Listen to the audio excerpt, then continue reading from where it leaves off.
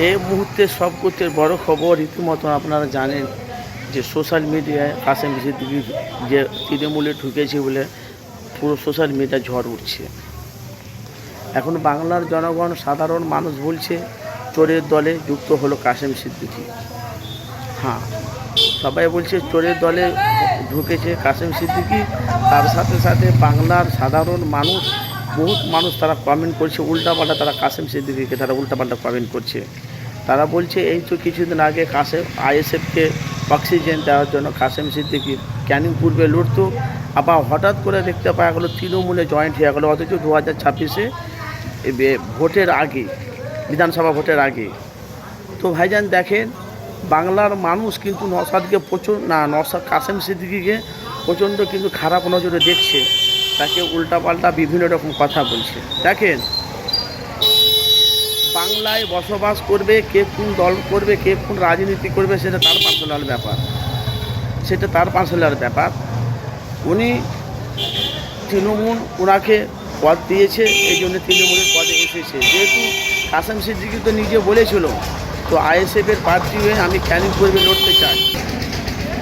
তারপরে সামনে বিধানসভা ভোট, আমার ভাই কী বলছে আমি দেখি, আমার ট্যালেন্ট আছে কি না আছে তারা দেখুক, তারপরে সমালোচনা করুক। তারপরে আব্বাস সিদ্দিকী বলেছে এসে আমার সাথে তারা কাসেম সিদ্দিকী আমার কাছে এসে কিছু আলোচনা করুক, আমি যতটা পারবো আইএসএফের সাথে যোগ করার আমি চেষ্টা করব। তার সাথে সাথে কাসেম সিদ্দিকী বলছে আমি ওদেরকে বলেছিলাম, আমি বলেছিলাম আমি ক্যানিং পূর্বে লড়তে চাই আইএসএফের প্রার্থী হয়ে, কিন্তু আমার কাছে কোনো অপশন আসেনি। এই জন্যে তৃণমূলেরা আমাকে তারা বড় একটা তৃণমূল আমাকে একটা পদ দিয়েছে, সেটা আমি গ্রহণ করেছি। আর বেশিরভাগ ফুলফোড়া শরীফে অনেক পীরজাদা তারা আমার সাথে সমর্থন, তারা খুব খুশি। পীরের ঘরে সন্তানেরা খুব খুশি, আমার ভাইয়েরা অথচ মুরব্বী চাচারা, সেই নিয়ে আপনাদের কাছে আমি এসেছি, মানুষের কাছে বাস্তবটা তুলে ধরা। এখন বলি কথা ভাই, কাসেম সিদ্দিকী যে চোরের দলে যে ঢুকেছে, এটা কিন্তু কারা বলছে? যারা বিরোধী তারা কাসেম সিদ্দিকী বলছে তৃণমূলকে চোরের দল। যেহেতু এটা আপনারা জানেন যে নওশাদ সিদ্দিকী বাংলায় এত কাজ করছে, মানুষের হয়ে লড়ছে, বাংলায় মানুষের কথা বলছে, তার পাশে বাংলায় তৃণমূলের উন্নয়নটা বেশি আপনারা জানেন। তার সাথে সাথে আপনারা দেখেন তৃণমূলের প্রকল্পটা বেশি। এমনিতে তৃণমূলেরা বাংলায় মানুষ মানে তৃণমূল এত যা কাজ করেছে, বাংলা মানুষ গর্বিত, অথচ বাংলা মানেনি। তার সাথে আমরা জানি আমাদের ট্যাক্সের টাকালে আমাদেরকে দিচ্ছে দিদি, আমরা জানি। দেখেন, মেয়েদের লক্ষ্মী ভাণ্ডার দিচ্ছে, বিভিন্ন রকম জিনিস তারা প্রকল্প দিচ্ছে, কিন্তু হঠাৎ করে যে কাসেম সিদ্দিকী তৃণমূলের এতে চলে আসবে কিন্তু কেউ জানে না। কিন্তু ভাই, বাংলার মানুষ আমরা আগে থেকেই জানতাম যে মুখ্যমন্ত্রী মমতা বন্দ্যোপাধ্যায়কে কাসেম সিদ্দিকী আগে থেকে এক্সপেক্ট করে, ভালোবাসে।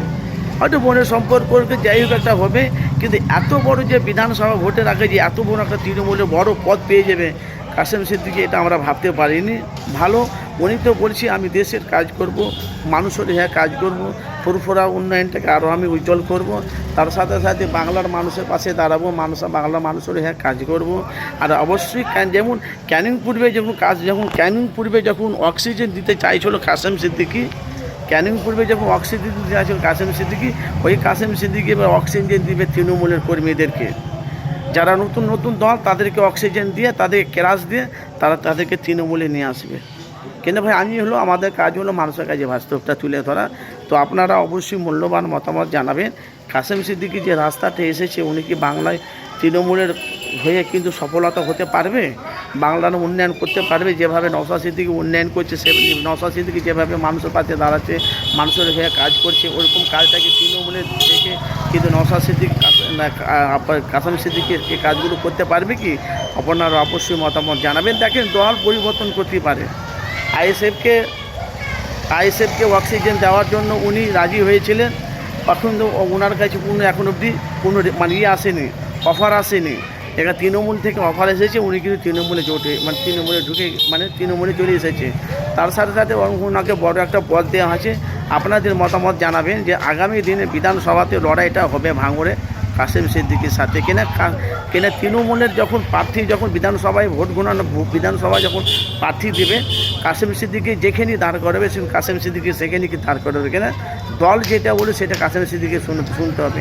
আর ওই দল শুনে কাসেম সিদ্দিকী বাংলার মানুষের হয়ে কাজ করতে পারবে?